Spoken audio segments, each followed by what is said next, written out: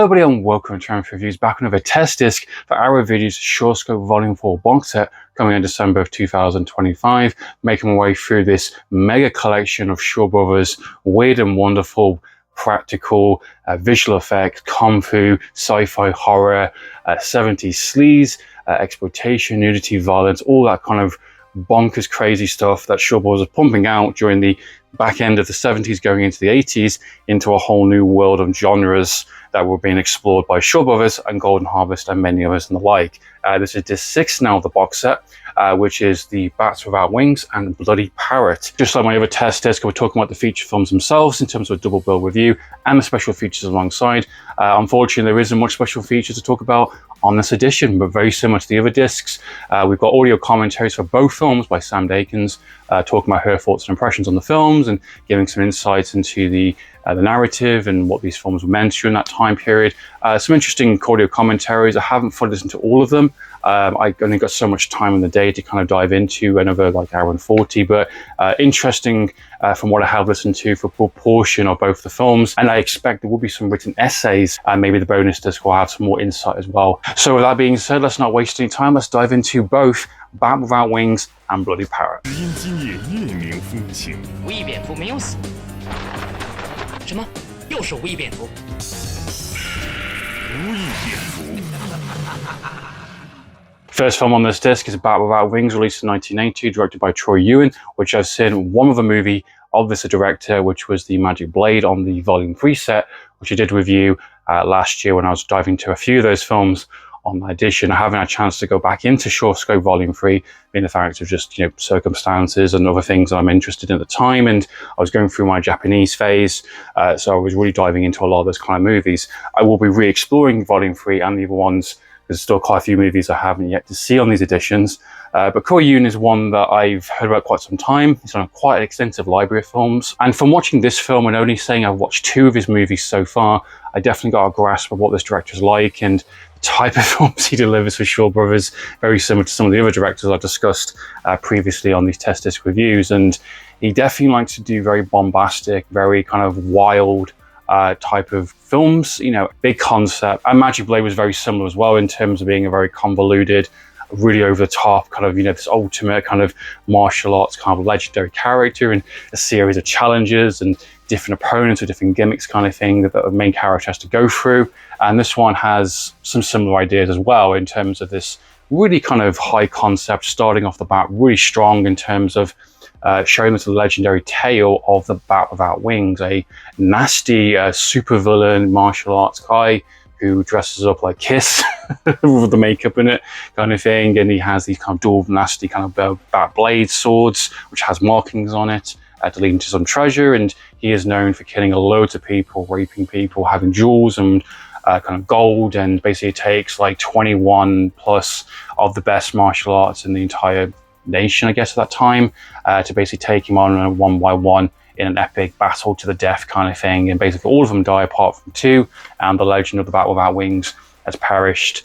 Cut to 5 years later, and a series of circumstances take place in terms of a woman being kidnapped, being led to a location, a temple, and basically we've got essentially an imposter, someone who is recreating the legend of the Bat Without Wings kind of, you know, persona, taking on that mantle and having the original Bat Without Wings kind of, you know, person trapped away in this kind of like little dungeon kind of area, who has gone completely insane and loopy and has fragments of his memory kind of back and forth, and basically locked him away in a dungeon and basically keeping him around to try and trigger memories leading into his kind of gold and his kind of fame and fortune essentially. And we find out more about that as the film goes along, and I think that's just the strongest portion of the story in terms of that kind of thread line, in terms of the overall motivation. And we find out the deeper seated kind of hidden truths behind that and the cover up that's going on. Somewhere in this film there actually is a really good edit of a film, and there's a lot of like fluff and padding that you just don't need, and you can cut some of the side storylines out and some of the other kind of villainous characters and assassins and other kind of, you know, plotting kind of people that obviously want the double swords, and they want also the treasure and the gold as well. I do think this is completely exhausting to watch. It's very tiresome. There's too much going on. It's over convoluted. too many characters, too many sub-storylines, twists and turns to galore. It's unnecessary, not needed. I understand these types of films and films like this from this director and others that I'm probably going to see throughout this entire collection, blowing open the doors kind of thing in terms of the wuxia and the horror, the fantasy, awesome set locations, supervillain, a gimmick, you know, and a series of kind of actors that you're familiar with from other projects, and trying to give you a really kind of crazy wild ride for an hour and a half. And I do understand what they're trying to do. I understand they're trying to cash in on that kind of market, very similar to what 80s were doing in terms of the screwball comedies.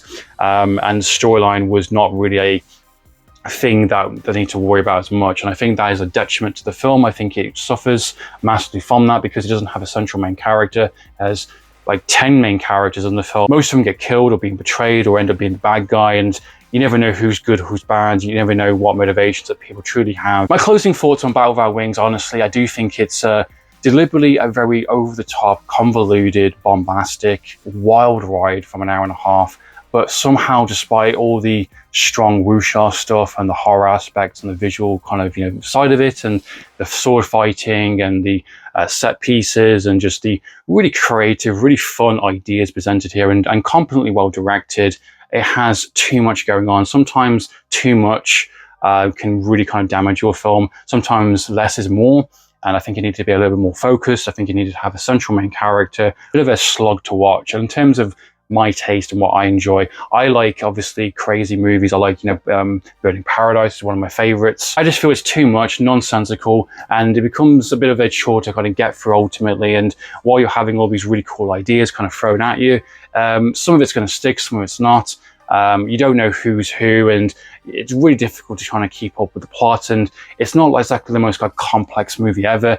It's just because it doesn't really know what direction it wants to go in, and it's very aimless ultimately. And then it kind of goes back to what it actually wants to do. So clearly the brief of the idea is there, but it has so much baggage to get to that point. But even by that, you kind of checked out. And depending on what you enjoy, do you enjoy these types of really crazy, over convoluted kind of plot lines with familiar actors that you really enjoy seeing kicking some ass? Do you enjoy a visual show of set pieces and action and wuxia? Is that what you're coming for? Is there an hour and a half movie of that without any real kind of character development or any real sense of story or kind of direction? I definitely think there is a lot of these types of films within Shaw Brothers, probably understatement there, definitely within this box set for sure, and some of the others as well. For me, there has to be something to kind of latch on to. Fortunately, this one does fall apart for me completely, and I don't think it's a bad film. I just don't think it's something I'm going to be revisiting or re-exploring anytime soon. I think it has a great concept, and I think the brief synopsis of the film in terms of an imposter kind of supervillain is really good. I just don't think the journey is worth it by the end. I'd love to know your thoughts and impressions on that film and these types of films in the Shaw Brothers kind of history. Please comment down below. Let's keep that conversation going.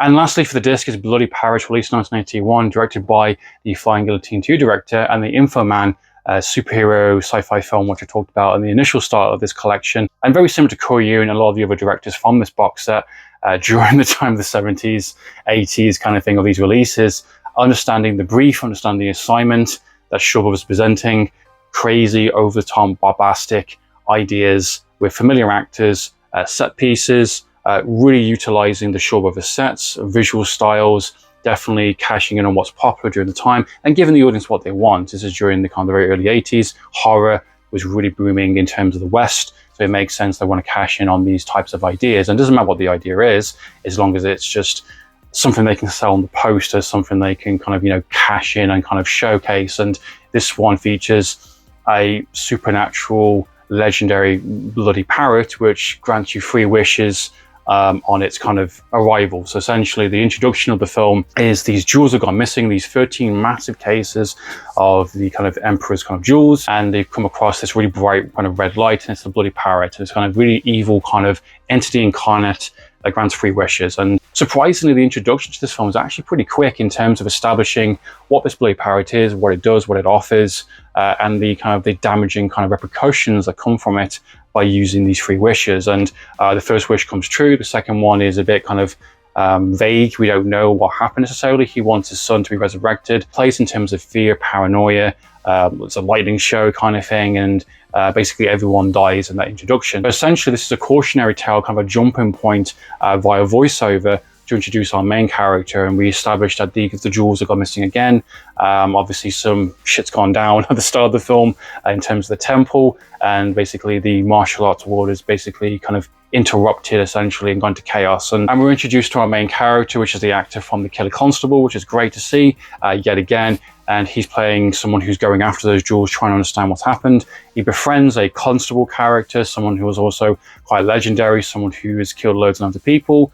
His hands are very bloody, and then basically they sort of have a team up to basically find out what's happened. And he's trying to investigate what has taken place at that temple at the start of the film, and leads into a man at this kind of graveyard site. The guy dies, and through autopsy we find out he's been poisoned.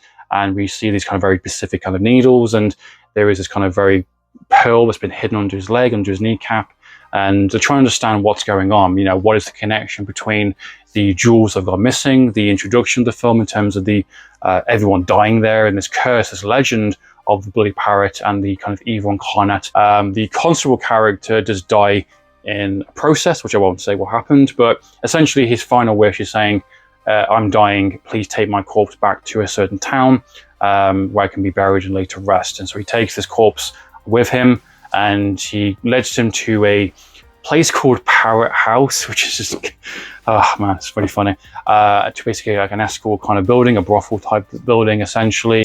The character itself is great, the actor himself is really good, he's very kind of charming, likable, has a lot of kind of comeback kind of humor, a lot of quips, and just a very interesting kind of character. So it's nice to have a central main character kind of leading the film. And this woman called Bloodslave is basically fully into that kind of legend of the kind of the Demon King and the Bloody Parrot and the folk tale lore. And she dresses up as a kind of a parrot type. And of course it's very revealing and very scandalous and just kind of, you know, obviously very sexy and just trying to lure these kind of men in. And that's established very early on in the film. As he gets to that town and starts to befriend this woman and tries to find out what's going on, in terms of this kind of legend that's going on, people are dying from various different types of methods of poison, and there is some connection going on between the introduction of the story and what's happening now. And you've got loads of characters, loads of different types of assassins with different types of personalities, and he constantly is making jokes at the start, which is pretty good, about loads of people trying to kill him. He's been there half a day, and practically everyone is turning up to take him out. We don't know why. Is he getting too close? There is a bigger conspiracy at play? And that's where the film starts to lose its kind of momentum and starts to get a bit kind of lost within its ideas. And it's a bit of a shame. Unfortunately, the film is in a bit of a rush to kind of get to the next crazy kind of set piece and dives into the more the zombie territory, and then the supernatural swamp kind of forest area with the kind of the guts and the gore and the insects and the green glow in the background and cannibalism, I believe, in terms of that one character. And it just goes off into a bit of a tangent for the middle part of the film, introduces a new character, which kind of again slows down the film and puts our main character and the bloody slave, the woman, you know, to fourth or fifth kind of thing, and, you know, diving into the witch, and it just becomes a bit nonsensical again. I mean, it's a real bit of a shame because you had a grounded kind of concept, you had a really strong introduction, you got this kind of legend, that's what's happened, and you've got a central character which is on an investigation journey, and you need to keep that focus on that character and what he's going through and uncovering things. And there is an element of that. It's a bit of a weird kind of middle portion of the film that dives into other characters and over padding and trying to over complex the storyline. And then that's the problem of, you know, convoluted, you know, in terms of just over explaining it and just adding more elements to it last second and leading into a twist, which is pretty obvious if you've been following the film by this point, or if you've seen previous films like this, and it just becomes a bit of a forgettable movie by the end. It's a bit of a shame, really, because I think it has a lot of potential in terms of where it wants to go, and I think there are just stronger movies in this space from Shaw Brothers and from Golden Harvest alike. In conclusion, Bloody Parrot I think is a much stronger film compared to Battle Without Wings. I do think it falls into that same kind of category and space as the previous film, and that kind of the assignment, the kind of the mission and goal from Shaw Brothers and from the directors like this and kind of, you know, Korean. What are your thoughts and impressions, guys? Please comment down below. Am I completely wrong here in terms of both of these films? I don't think either one is bad. I think they're both enjoyable, you know, distraction films, kind of put them on the TV. Don't worry about the subtitles because you're not really going to get a story type of movies. But am I completely wrong? Are these actual like classics to you? Are these films are some of your most sought out in terms of your collection, in terms of Shaw Brothers? I'd love to know your thoughts and impressions on these types of films. Please comment down below. So in the meantime, guys, I'm for reviews. Signing out.